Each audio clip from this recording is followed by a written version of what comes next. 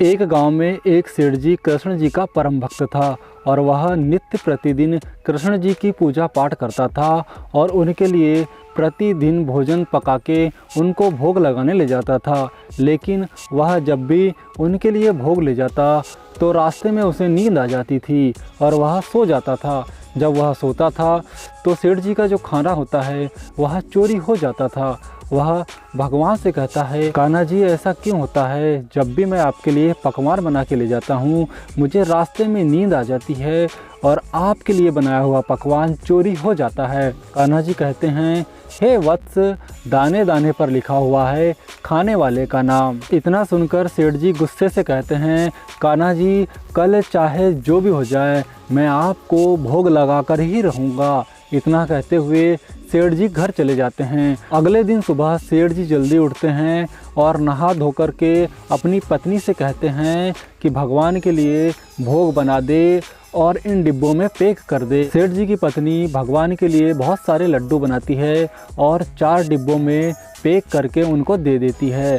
सेठ जी भगवान को भोग लगाने के लिए निकलते हैं और रास्ते में सोचते हैं कि आज चाहे जो भी हो जाए आज भगवान को भोग लगा कर ही रहूँगा, रास्ते में नहीं सोऊंगा।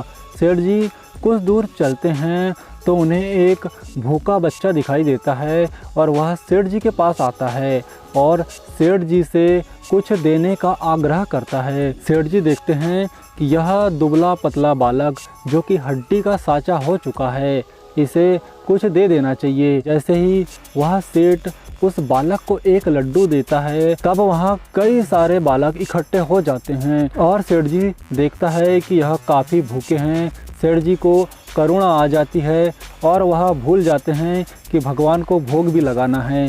वह सारे लड्डू उन बच्चों को दे देते हैं और वह बच्चे बड़े ही प्रसन्न मन से उन लड्डुओं को खा के अपनी भूख मिटाते हैं।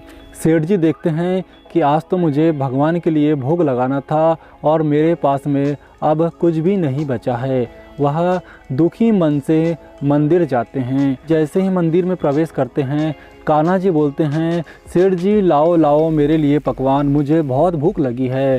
सेठ जी दुखी मन से बोलते हैं, कान्हा जी मुझे माफ़ कर दीजिए, आज भी मैं आपके लिए भोग नहीं ला पाया।